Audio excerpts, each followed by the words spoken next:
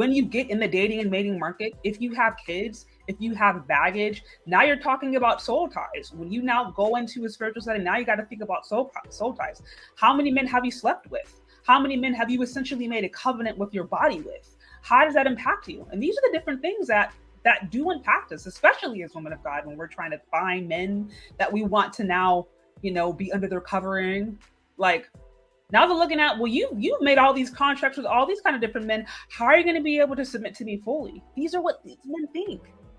So that's what I'm saying. And I'm not one to just say, like I said, I do believe if a woman truly, truly wants to change and it is quite serious about her connection with God, that she can, but it has to be tested. You can't just go in one day and pay tithes and offerings for a couple of months and do Bible studies and think everything's going to go okay. No, like it has to be tested and approved.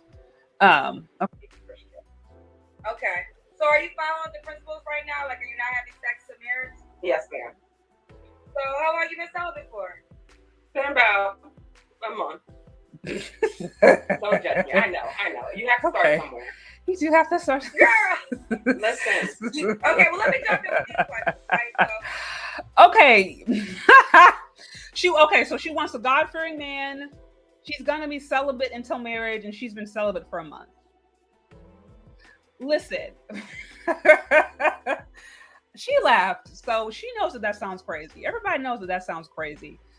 She can choose to do that, and I'm sorry.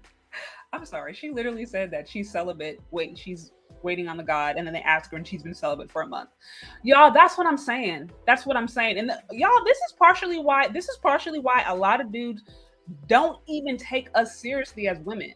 They don't even take us seriously when we say, oh, I go to church, or I'm spiritual, I'm God-fearing. They don't take us seriously because they see us doing the exact same thing that women outside of the church are doing. Sometimes even worse. So listen, nobody's perfect. Everybody's on their own journey. She's been celibate for a month. It is what it is. You do have to start somewhere. But this is what I'm saying too. Even as a man, I can understand why a man would look at her and be like, yeah, she's a lovely lady, but there's a lot of risk associated with that. And unless she, over a course of years proves that she has changed in her life completely, then anybody getting into a relationship with her is going to have risks associated with that. They are. And that's what I'm saying. It's like, ladies, we a lot of this stuff is a lot more practical than we think. Sometimes we like to add a little spiritual stuff upon it and manifest in faith and paint little cute scriptures as a way to try to overlook the blatant reality that is standing in our face.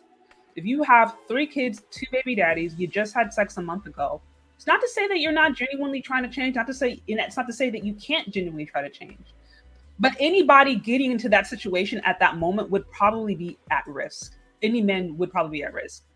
And I think if more women had those kinds of candid and real conversations within the church, it might actually help them versus being told, oh, well, God's gonna this, and that. God's gonna give you your Boaz. As one of the commenters said earlier, a lot of people use this whole Boaz and Ruth story, but they forget that Ruth was a woman of God and that she went through a lot. She wasn't some baby mama or prostitute that was tricking around like all the city. She was a wife. She was widowed. She chose to continue serving God. She chose to continue basically honoring her mother, her new family. And then over the course of time, she found Boaz.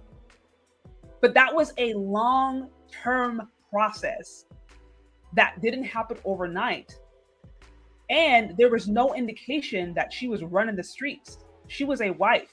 She was a wife when she was married. She was a wife even when she wasn't married. And then because she was a wife material, she eventually found a Boaz. And her reputation preceded her.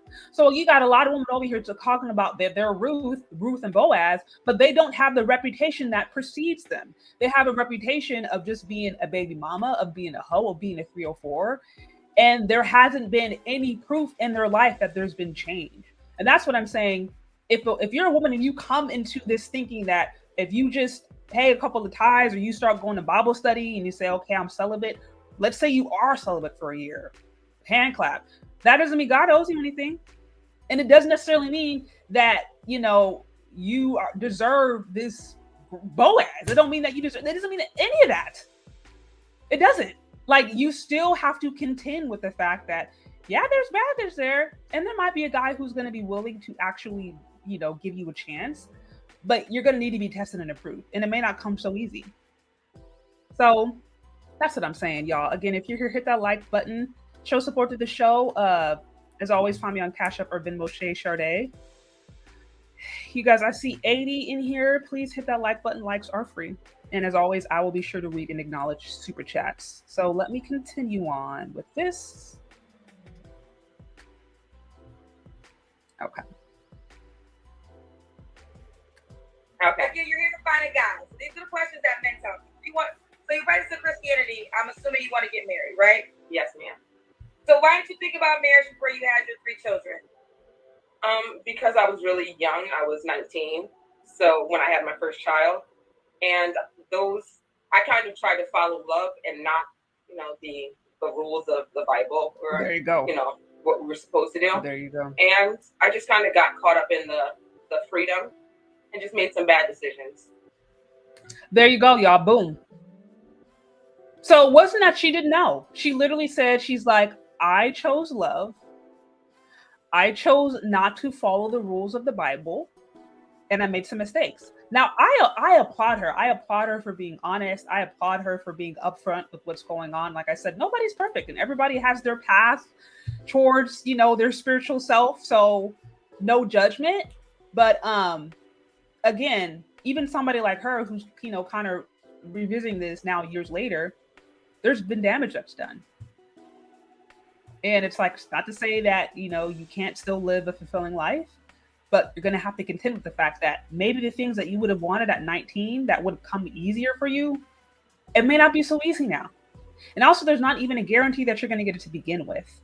And again, and I think if women were told, coming back in the church, coming back into the spiritual tradition, that, hey, first of all, not only do you give your life for this, there's no guarantee that you're going to get everything that you want. Like if she was told, okay, you can do this, but there's no guarantee that you're going to get a husband doing that, would she still be interested in following God? I don't know. I mean, I don't know. I don't know her, so that would be a personal thing that she'd have to make. But I think more of us should have those kinds of conversations of like, hey, you've done all this different stuff. There is certain baggage associated with it. God could send you a Boaz, or God could send you a great man, or he could not. But that's not the bigger picture. Is you're giving your life for this. You're giving your life for God, who you believe has a greater plan for your life. But that may also mean that your immediate desires, what you think is the best for you, may not come true. And it's probably not going to be easy. And just because you decide to be celibate for a year, God doesn't owe you anything. Like I said, that's the truth, y'all. That is the truth. So, but like I said, she mentioned it. It wasn't because she didn't know. She chose to do something different. That's what happens.